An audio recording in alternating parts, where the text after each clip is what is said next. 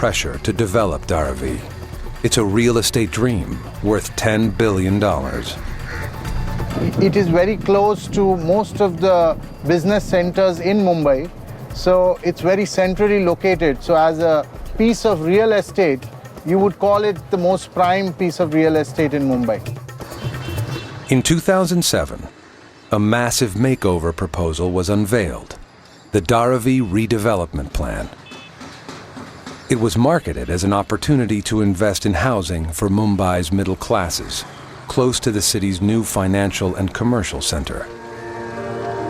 Right now the plans are being made by builders who are eyeing valuable real estate, and for them, people are coming in the way.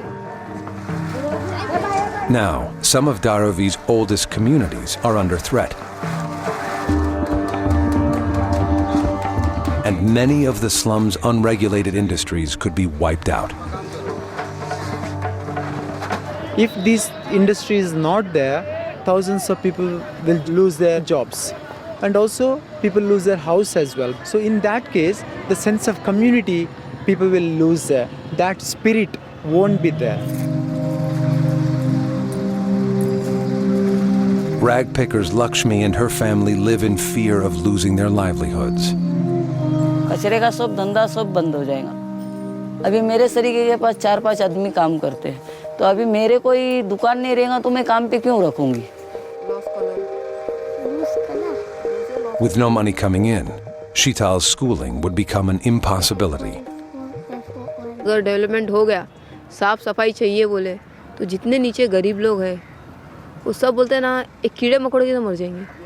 खाली यहाँ पे ऐसा लगेगा खाली पैसे वाले, ये पैसों की दुनिया है। It's not just the rag pickers' jobs that are at risk. Babu and his family are among thousands in Dharavi whose homes could be destroyed. The city people will complain and want to get rid of us. If we were moved out, we'd still need a space somewhere, wouldn't we?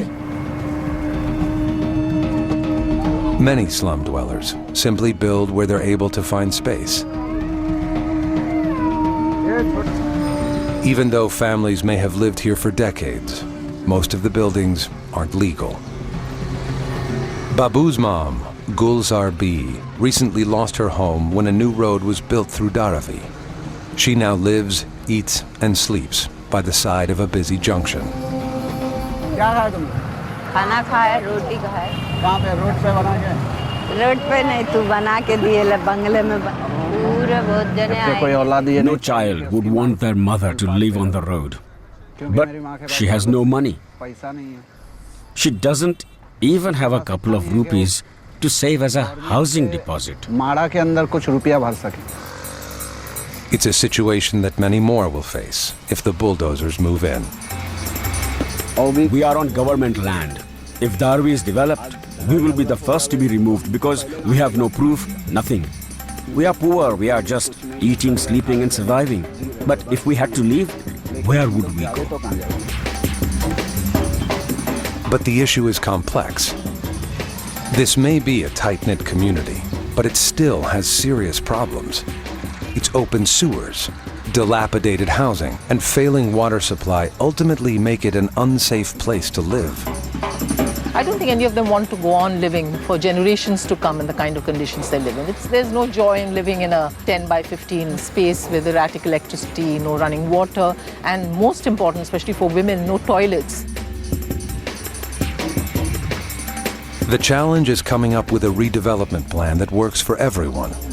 The government must understand that you need to look at Dharavi as people who are workers and who contribute to this city, without which this city will come to a grinding halt tomorrow. For now, the bulldozers are on hold, thanks in no small part to a global economic downturn. The people of the most talked about slum in the world are getting on with the business of what they do best: surviving. On every count, there is really something one can learn from people who have so little and who are given so little.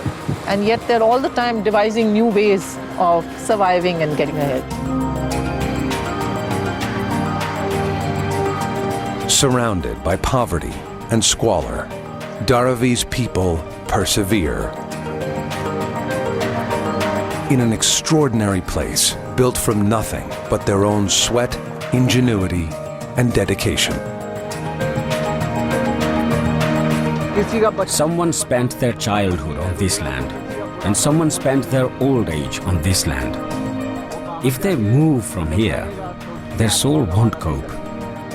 They will always remember their home, their land.